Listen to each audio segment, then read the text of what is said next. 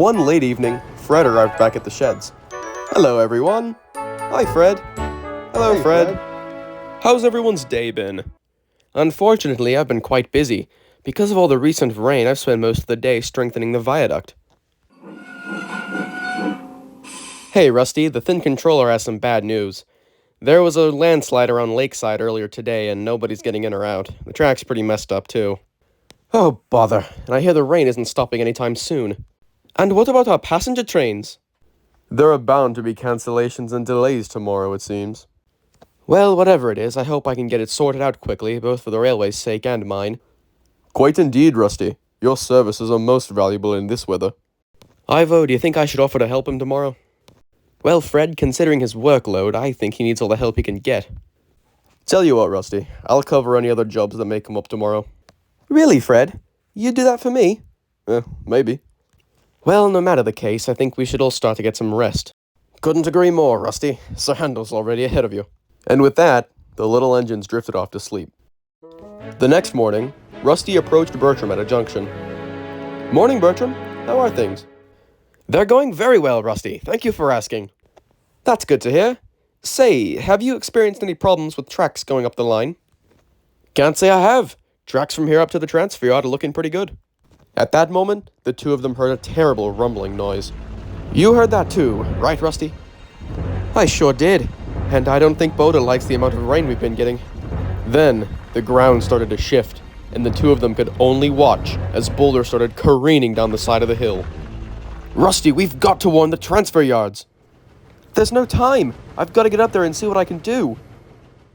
Meanwhile, Percy and Rheneas were shunting none the wiser, until Boulder came down the hill, smashing through the water tower and demolishing the hopper, going all over Percy, leaving him covered in debris. What on earth was that? Exclaimed Percy in shock. Percy, are you alright? Shouted Rheneas. Other than being nearly squashed by that hopper, I think so. Boulder's rampage had once again left the transfer yards in disarray. Luckily, it wasn't long before Douglas arrived with one of the breakdown cranes. Oh, Douglas, am I glad to see you. It's an absolute mess here. Oh, hi. I came as quick as I could. And boy, am I glad. I'd like to get out of here. Dinna farce yourself. I'll have you back on the rails soon, Percy. I just think it's a miracle that nobody was hurt. Finally, Rusty pulled in to inspect the damage. Oh dear, Rheneas, how bad is it? Could have been worse. It took down the water tower and knocked the hopper onto poor Percy. Oh my. Percy, are you alright? I've been better. I'll take that as a yes. Douglas moved the crane over to the water tower while his crew inspected Percy. While they were working on that, Duncan chuffed in. Can't I believe I have to be sent up here? Nice to see you too, Duncan. Duncan finally took in his surroundings and was shocked. Oh dear. The yard was a mess of twisted metal, and poor Percy was covered in stone. It wasn't long before Douglas was coupled up, ready to go to the steamworks. Alright then, ready to go, Percy? Oh, Douglas, before you do go, could you move the crane closer to Boulder? Aye, I suppose I can. So first, he moved Percy, and then put the crane in its place. Later, the narrow gauge engines were discussing what to do. Rheneas, why did you tell Douglas to move the crane over? It's not like that thing can move Boulder. Well, it's the only idea we have to move Boulder, so it's worth a shot. I'm with Rheneas. It's better we try something than nothing at all. I'm telling you two right now, that thing isn't moving. But the workmen attached ropes to Boulder and moved the crane.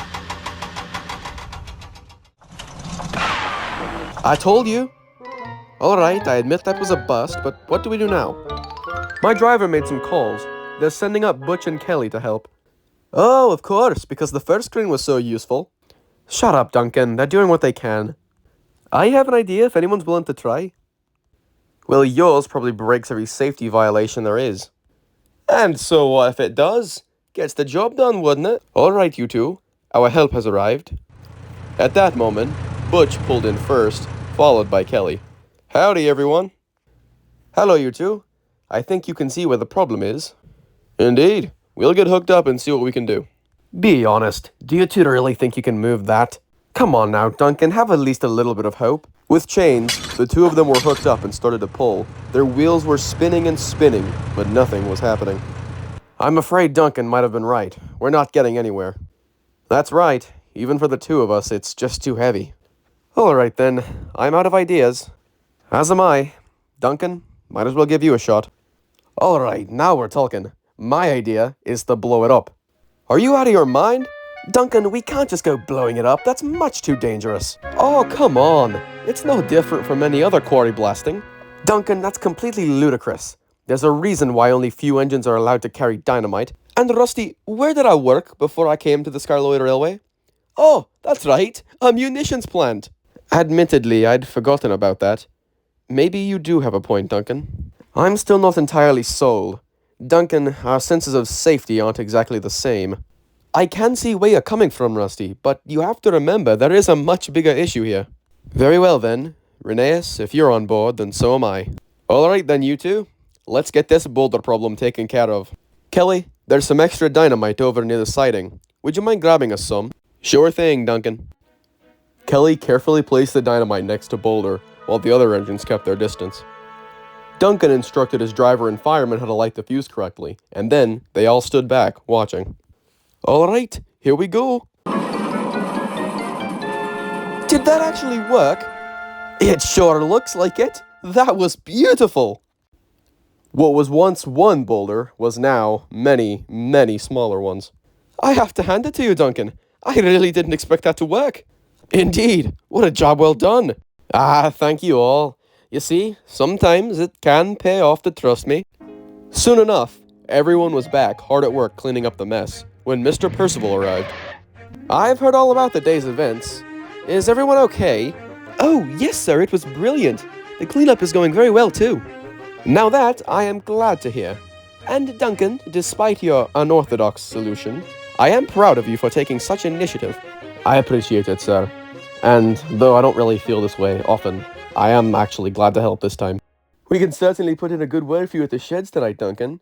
And maybe you'll even get your favorite spot back from Skarloey. Now that would be the best reward. Well, you two can figure that out later, but right now we have a cleanup to manage. Jack and Alfie will be on their way soon to help clear up the rock. And with that, everyone continued working to clean up the mess, and Duncan was proudest of all.